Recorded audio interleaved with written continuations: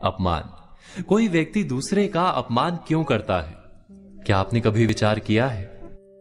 वैसे तो हम भी बिना कारण बहुतों का अपमान करते हैं। हमारा अपना अपमान भी बहुत बार होता है। संसार का सारा व्यवहार एक दूसरे का अपमान करने पर टिका है। जैसे पति अपनी पत्नी का अपमान करता है, पिता अपनी संतानों का अपमान करता है, नौकरी देने वाला अपने नौकर का अपमान करता है, अर्थात जो भी बलवान है वो निर्बल का अपमान करता है।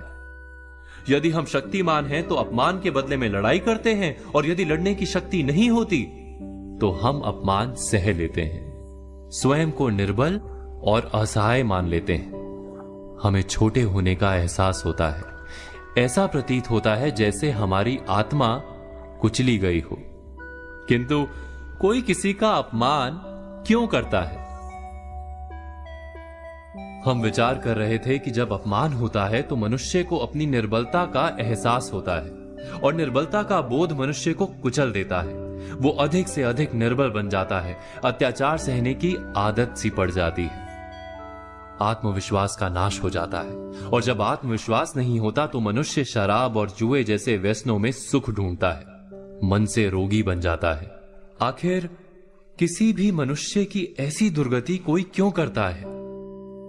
अपमान करने वाला वास्तव में क्या सिद्ध करना चाहता है? कभी गहराई से विचार किया है?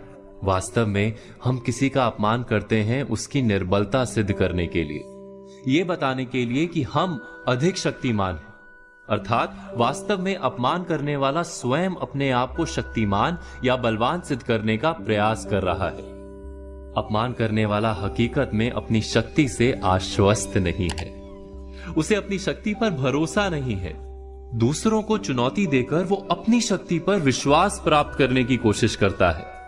क्या ये सच नहीं कि जब हम किसी का अपमान करते हैं तो वास्तव में इतना ही प्रकट करते हैं कि हमें अपने बल पर भरोसा नहीं? हमें ये संसार एक अविरत संघर्ष प्रतीत होता है, कभी ना रुकने वाली एक जंग सी दिखाई देती है। हम अपने निकट आने वाले सभी को प्रतिद्वंदी मानते हैं, फिर वो पति या पत्नी ही क्यों ना हो। हमें निरंतर लगता है कि हमें अपनी शक्ति सिद्ध करनी होगी, अन्यथा हमारा शोषण होगा, हम किसी के गुलाम बन जाएंगे। किंतु क्या हमने कभी विचार किया है कि दूसरों को प्रतिद्वंदी अर्थात दुश्मन मानने के बदले कलीग मान लें, हमारी सहायता करने वाले सहयोगी मान लें, अर्थात दूसरे व्यक्ति को प्रेम करें तो उसका अपमान करना आवश्यक ही नहीं होगा। किंतु प्रेम करने के लिए आत्मविश्वास आवश्यक है।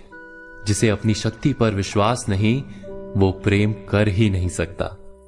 अर्थात जिसका हृदय आत्मविश्वास से भरा होता है, ना वो अपमान करता है, ना अपमान को स्वीकार करता है।